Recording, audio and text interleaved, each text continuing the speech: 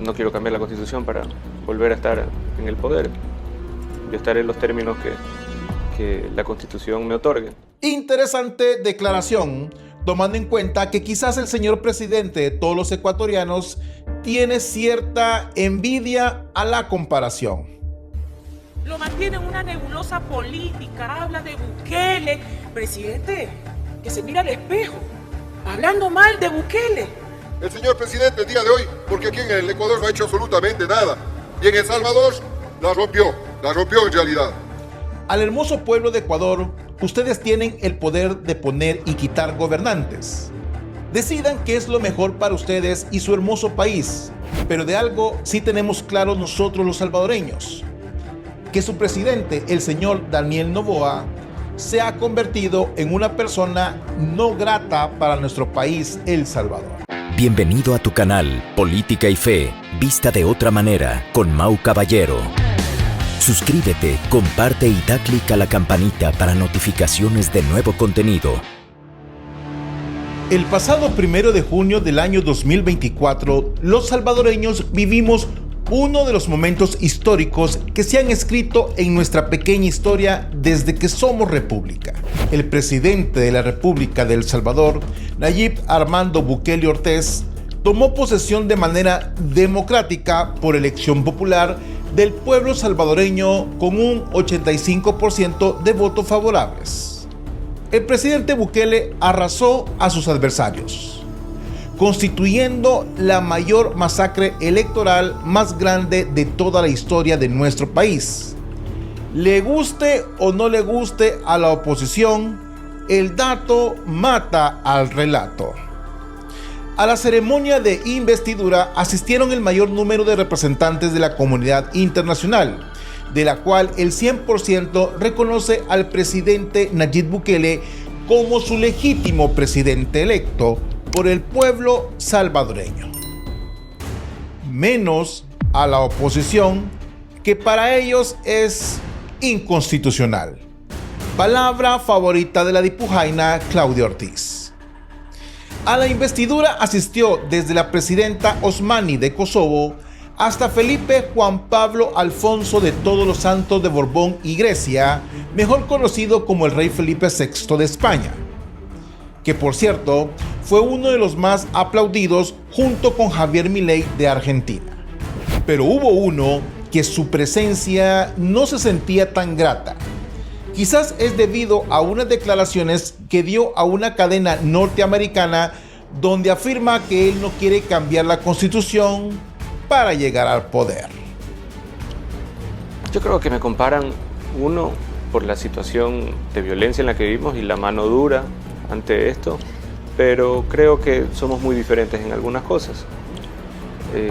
¿Cuáles son sus diferencias con el presidente de El Salvador? No quiero cambiar la Constitución para volver a estar en el poder. Yo estaré en los términos que la Constitución me otorgue. Interesante declaración, tomando en cuenta que quizás el señor presidente de todos los ecuatorianos tiene cierta envidia a la comparación.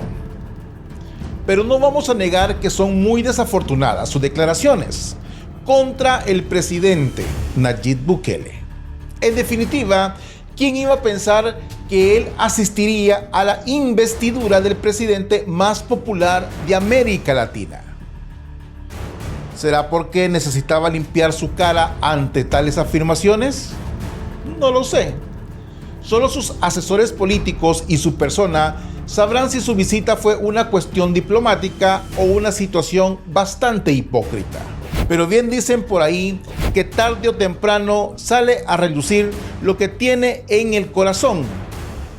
En una reciente entrevista a otro medio, el presidente de todos los ecuatorianos arremetió nuevamente contra el presidente Nayib Bukele. ¿Será amor, odio o envidia? En este video daremos no solamente una respuesta al presidente Noboa, sino a todos aquellos que defienden a un resentido presidencial como lo es Daniel Noboa. Damos inicio.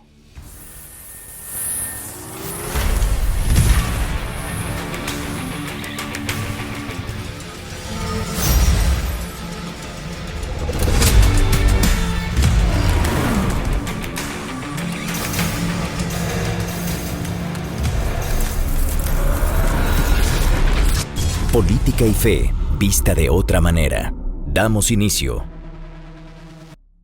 Un tema de seguridad no solo se lo confronta con rifles, ni con granadas, ni con cañones, sino dándole oportunidad a las personas y a los jóvenes que no tenían chance alguno de nada y que terminaron en esos grupos narcoterroristas. Nosotros tenemos un altísimo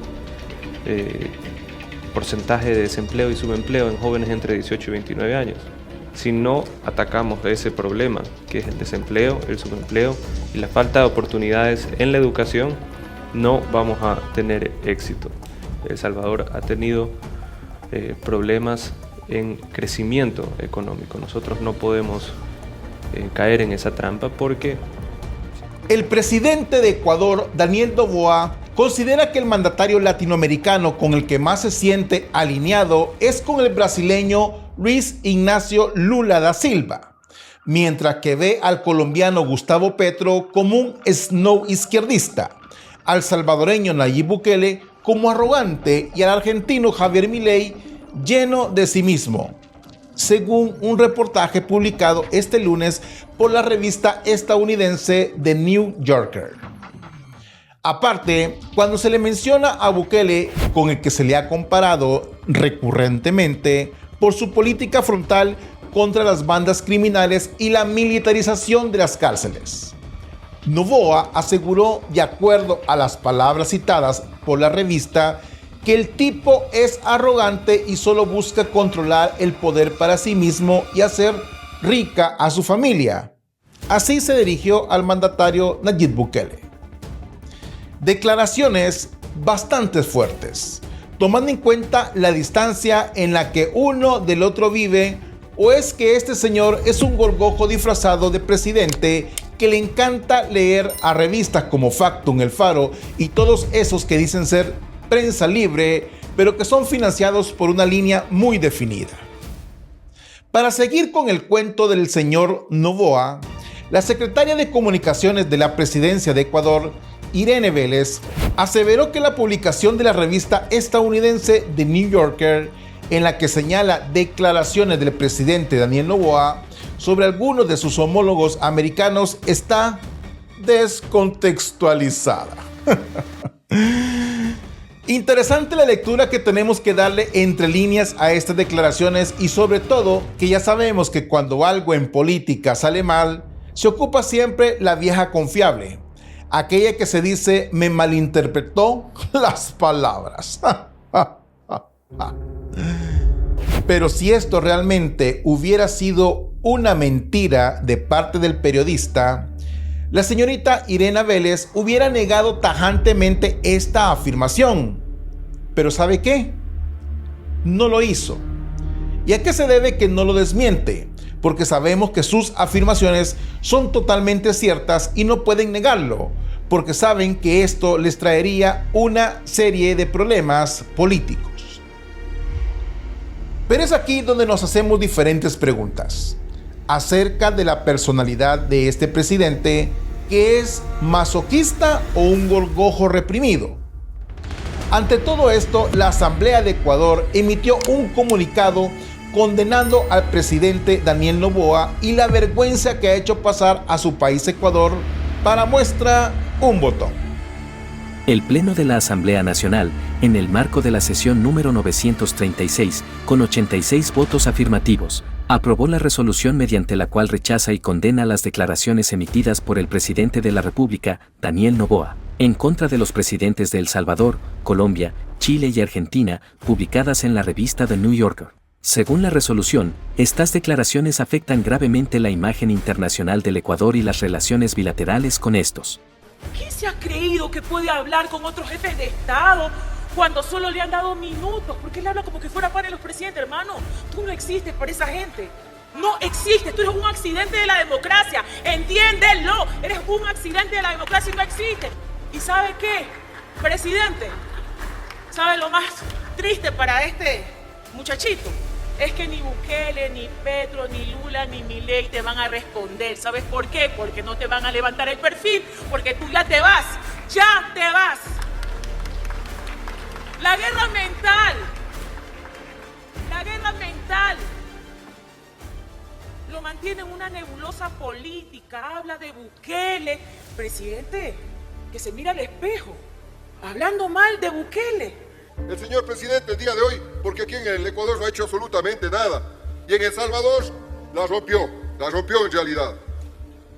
Dice que busca controlar el poder para sí mismo y hacer rica a su familia. ¿Qué se está viendo en un espejo, el señor Noboa? ¿Qué pasa, pues, estimados legisladores? No puede ser posible.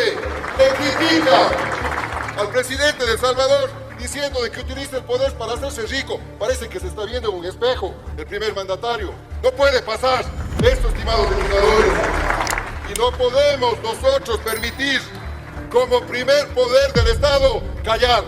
Hay que decirle un basta ya de dar declaraciones antojadizas. Él es el primer mandatario de este país, pues. No puede calar la lengua y jodernos a los ecuatorianos. El paso de los migrantes el día de hoy es por El Salvador y necesitamos tener buenas relaciones. Se va invitado de honor al cambio de mando y la viene cagando, discúlpenme el término, con estas declaraciones. La viene jodiendo. No más, presidente. Esta asamblea tiene que pronunciarse rechazando este tipo de declaraciones antojadizas y que no le hacen bien a las y los ecuatorianos. Por eso el pedido de cambio del orden del día, presidente, y espero contar con su apoyo porque estamos con el pueblo. Muchas gracias. Ante todo esto, ¿qué podemos decir de una persona que no se ha atrevido a salir del closet gorgojo?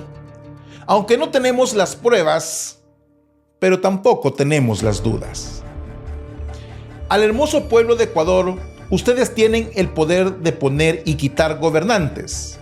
Decidan qué es lo mejor para ustedes y su hermoso país, pero de algo sí tenemos claro nosotros los salvadoreños, que su presidente, el señor Daniel Noboa, se ha convertido en una persona no grata para nuestro país, El Salvador. Pero eso es solo para el presidente, no para la maravillosa gente ecuatoriana, que somos solidarios con ustedes porque sabemos que es vivir en un país donde el Estado no tiene la capacidad de poder controlar al crimen organizado y quienes sufren siempre son los descalzos, aquellos que no tienen para pagar seguridad privada, aquellos que viven con $1 al día, mientras su presidente se reúne con periodistas en privado con una botella de coñac o escocés, porque parece que las palabras descontextualizadas siempre vienen acompañadas de aquella frase que los niños y los bolos siempre dicen la verdad. Por cierto, a todos aquellos que atacaron a la periodista española Elena Berberana al grado de llamarla izquierdista y otros epítetos, solo les digo que el fanatismo puede repercutir con la personalidad del fanático, provocando una doble personalidad. Cuando alguien se convierte en seguidor incondicional de un grupo político o secta, vive en dos mundos, el que le rodea y el de la política, donde ambos suelen ser incompatibles, y por eso se cometen cualquier tipo de burradas. Defiendo a Elena no por ser mi amiga, sino por ser profesional, porque hay que aprender a separar el fanatismo político de la verdad. Y el que entendió, entendió. Bendiciones, paz y bien, Dios con ustedes.